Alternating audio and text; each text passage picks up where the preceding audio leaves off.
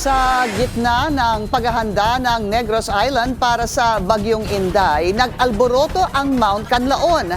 Kumuha tayo ng detalye sa agenda report ni Ryan Gamboa.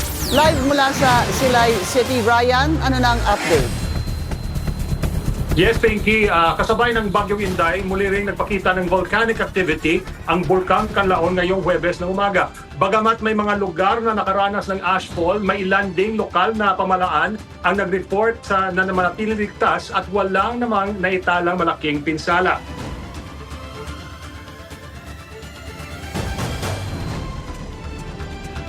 Patuloy ang monitoring ng mga otoridad matapos ang moderately explosive eruption ng Bulkang Canlaon kaninang 7:33 ng umaga. Sa La Carlota City, good news dahil wala pang naitalang ashfall o damage sa infrastructure matapos ang pagsabog. Agad ding nag-deploy ang City DRRMO ng kanilang teams para i-assess ang mga upland barangays at tiyaking ligtas ang mga residente. Ayon sa mga opisyal, fully operational pa rin ang critical lifelines gaya ng power lines at ng mga tulay.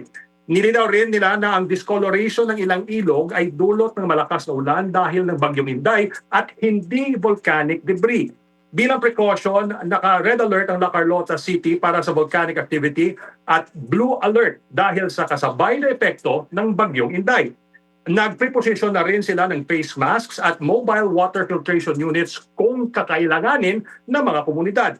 Sa San Carlos City naman, tuloy-tuloy ang road clearing operation sa Barangay Bulwangan. Gumagamit ang CDRRMO ng water flushing para linisin ang volcanic ash sa kalsada. Pinapayuhan ang lahat ng mga motorista na mag-ingat kung dadaanan o kung dadaan sa Guadalupe-Bulwangan Highway habang nagpapatuloy ang clearing operation.